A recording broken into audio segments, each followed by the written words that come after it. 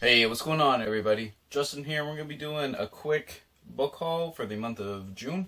Most of these books I've already covered in my double book outlet haul video thing. I'll leave that link down below. And then even some other books. I had that special library gem video that I put up. That's going to be in here as well. But there was just a couple other books that I picked up in the month of June. And in case you missed either of those videos anyways, I figured I might as well just do the regular June book haul anyways. So let's just get started. And let's start off with the life science books. Alright, so the first one is Spirals in Time, The Secret Life and Curious Afterlife of Seashells by Helen Scales.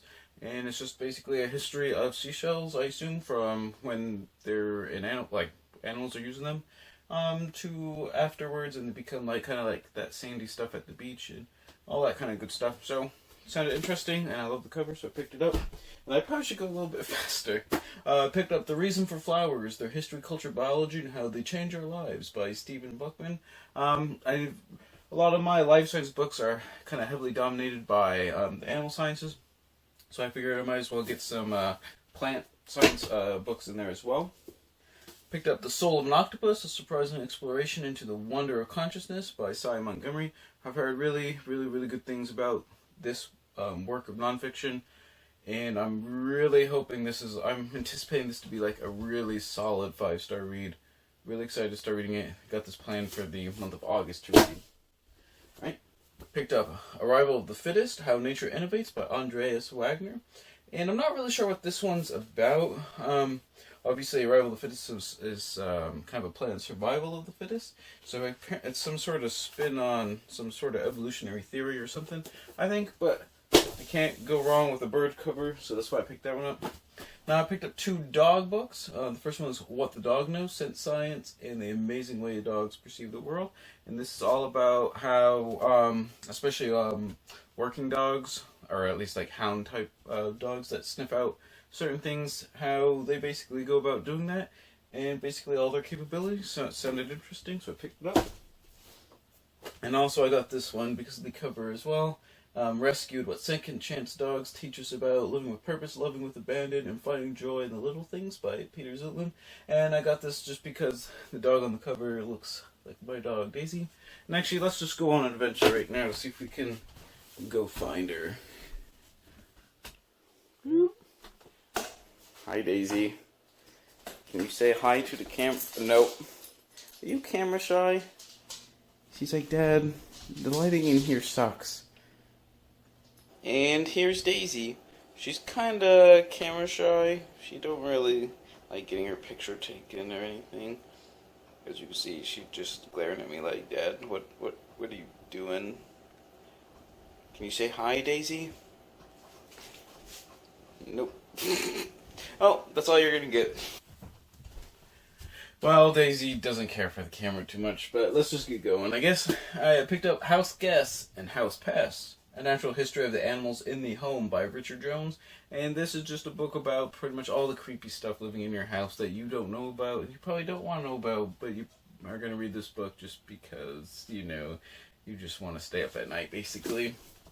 I picked up The Reef, The Great Barrier Reef from Captain Cook to Climate Change, A Passionate History by Ian McKelman, and just look at the artwork on there.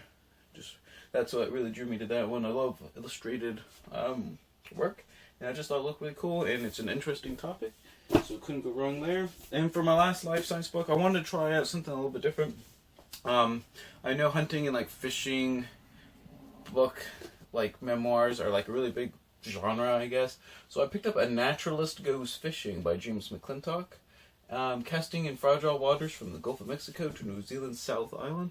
I've never read one of these types of books before, but it's I thought it might be kind of an interesting look at basically, a really smart scientist, naturalist, going fishing all over the world and his thoughts on things.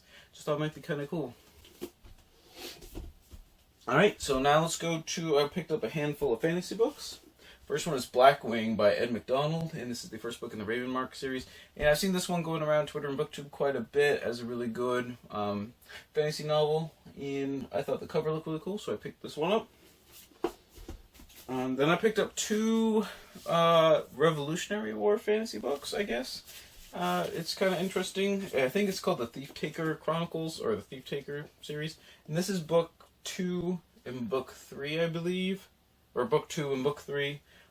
This looks really interesting. I'm not really sure. I think the magic system has something to do with like artifacts and detecting things or something. But yeah, I need to get the first book, obviously. But like I said, they were really cheap on Book Outlet, and they were hardcovers, and I thought it was kind of a neat idea for a Revolutionary War fantasy. I'm trying to branch out into different like subgenres of fantasy, so that's why I picked those ones up. I gotta get book number 1 though, and in kind of the similar idea, I picked up a World War One fantasy. As you guys know, I have like a whole World War One history shelf now, but this is like a World War One fantasy book. I have no idea. This is also the second book in a trilogy. It's Return of Souls by Andy Remick, and also the Revolutionary War books are by D.B. Jackson, in case you guys want to know. And this is Return of Souls by Andy Remick. The first one is A Song for No Man's Land, and that's the name of the trilogy as well. All I know is it's fantasy set in World War One. This one looks like a pretty short read, so hopefully this is just like a short, fun, entertaining fantasy book, since I enjoy learning about World War One. And for our last fantasy book, I picked up Oathbringer by Brandon Sanderson, even though I wasn't really a big fan of Way of Kings, if you guys have been following the channel. But, you know, everyone says Words of Radiance is a little bit better. So hopefully I'll like Words of Radiance, and then I'll just keep going with the series. But I figure I might as well get it, and hopefully I will enjoy this one more than Way of Kings. But we'll see. Alright, so now let's go to the history books from Book Outlet. And I picked up 2 World War One books. And the first one is First Over There, The Attack on Cantigny, America's First Battle of World War One by Matthew Davenport. And obviously this is about the first major battle that the Americans fought once they crossed the pond during World War One. And this one looks really exciting. This is probably my favorite history book that I got out of these 2 Book Outlet orders. It's The Wolf, the mystery raider that terrorized the seas during World War One, by Richard Gilliatt and Peter Honan.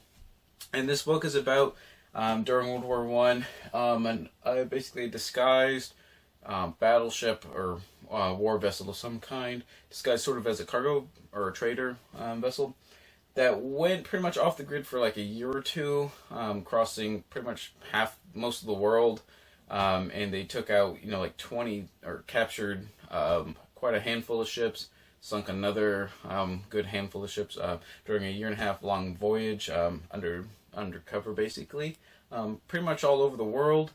And what was interesting is they had to basically do it in so much disguise that they couldn't use like radio contact and things, since their code had been broken and stuff.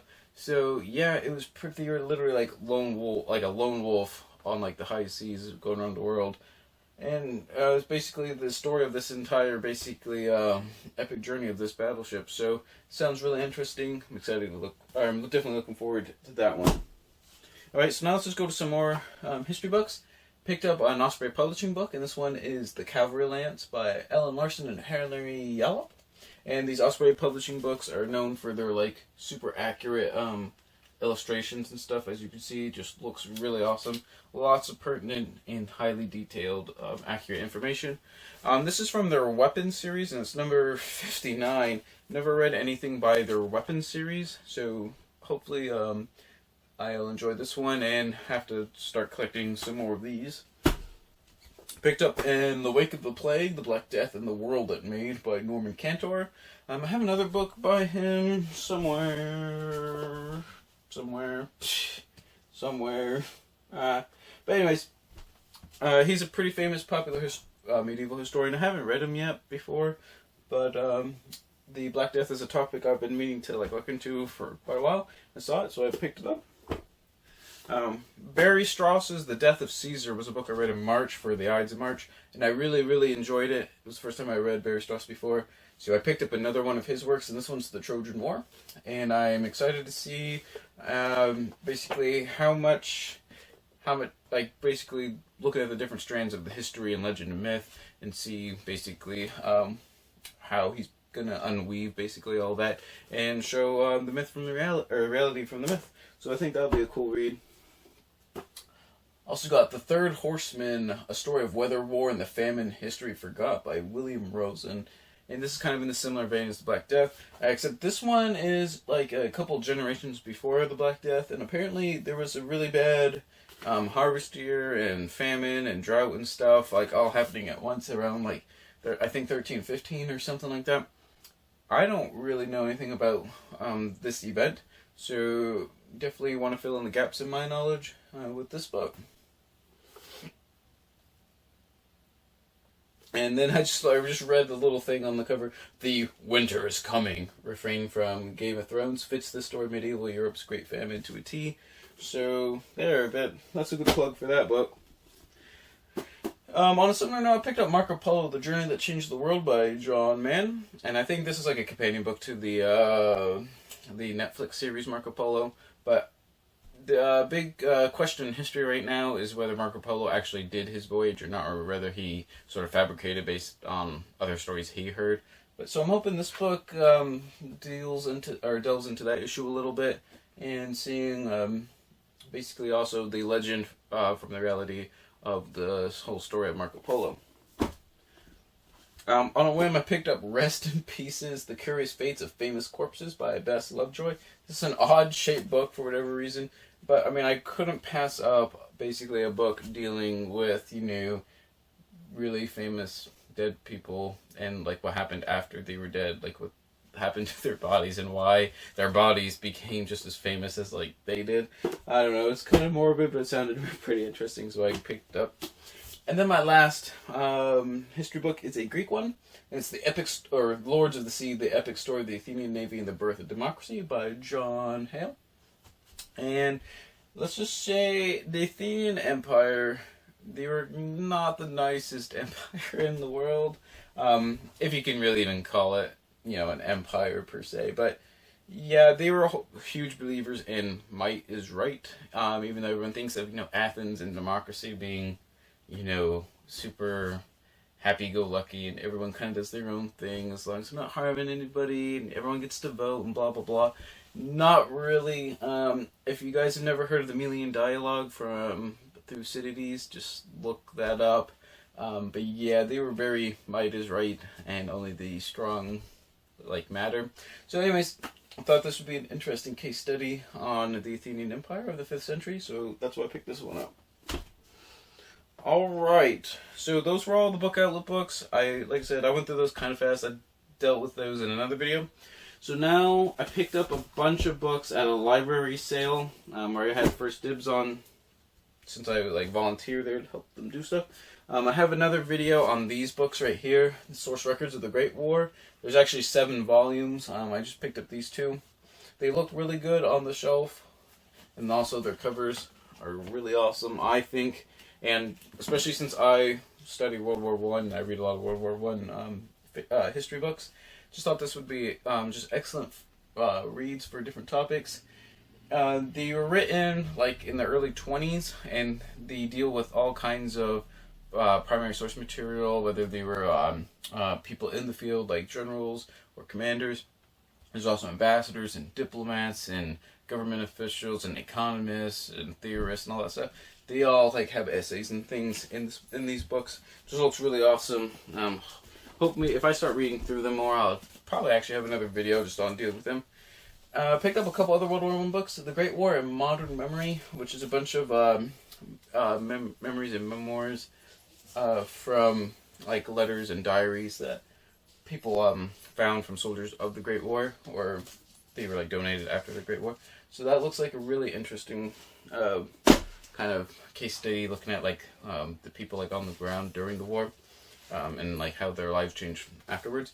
This one, World War I, An Outline in History by Hanson Baldwin, just looks like a really generic sort of just really bare bones skeleton history of World War I, but it was a World War I book they were getting rid of, so I took it. I picked up these 2 books. I don't really know anything about them. They call the Foxfire books, and then after I got them, I looked them up. There was some serial or magazine thing based on Appalachian folklore and rural life. I live in a really rural area of northern Maine, so I picked these up that kind of look interesting. For example, hog dressing, log cabin building, mountain crafts and foods, planting by the sign, snake lore, hunting tales, faith healing, moonshining. Just sounded like really interesting, weird stuff. And apparently there's quite a few of them. I just grabbed these two just to see what they're all about. They were Getting Military Errors of World War II by Kenneth Maxey. To be honest, I actually don't really like these blender books. It's kind of like a subgenre of military history where they authors basically talk about where everyone or different people messed up during wars, or what could have been different, or what they should have changed, stuff like that. Just because in hindsight, I think it's in most cases it's easier, obviously in hindsight, to correct those errors. Whereas if you're actually fighting war and stuff, it's just totally different. And I try to give most people a benefit of doubt on why they made certain decisions. I mean, obviously there are some cases that can be made. Obviously people screwed up, but still, I just feel kind of uncomfortable with that. But it is a pretty big subgenre of history, and I think if it's dealt maybe properly, maybe I won't be super uncomfortable with it. I picked up, they were getting rid of the Greek and Roman World by W.G. Hardy. I don't know why I grabbed it. I have so many Greece and Rome books, to be honest. And this deals with both of them in 120 pages or something. It has got to be literally the barest outline of these two societies I've ever seen, especially in one volume. But, I just picked up just to see how quickly you could cover things, basically. Greco-Roman society in one little volume. Might be kind of interesting. They're getting rid of, the Scottish Highlanders, which I don't know anything about, but it sounded really interesting, and I like the guy on the cover. He looks really cool. It's by Charles McKinnon, and like I said, I don't know anything about the Scottish Highlanders. So yeah, hopefully at some point I'll get around to reading about Scottish history or something, and learn lots about them. And the last book is the National Geographic Society, which, if you guys don't know, I love reading the magazine and some of their books. But this one is, they were getting rid of Iron Biting Eastern Parklands from Acadia to the Everglades. And they had pretty much this whole set, but I honestly didn't pick up because I wasn't going to read a lot of the areas that were there. However, I live on the East Coast, and Acadia I've been to, so I thought it might be kind of a neat thing to read about Acadia Park and stuff, different things like that, and read other things in kind of New England, that area. So pick that one up, and that's it for my June book haul, guys. Sorry, it was kind of a little long-winded. Like I said, kind of a ton of overlap from my two other videos, but if you haven't seen them, thought you guys should get a chance to see them anyways, whatever. Oh man, it's been a long day. Anyways, just tell me down below your thoughts on any of these books, if you've read them, if they were good or not, what you thought of them. Also, if you have any questions on any of them, I'd be glad to answer them if I can. If I can, I'll try and point you in the right direction. But anyways, like I said, thoughts, questions, put them down below. And whatever you picked up and whatever you're reading in the month of July, always remember, read victoriously.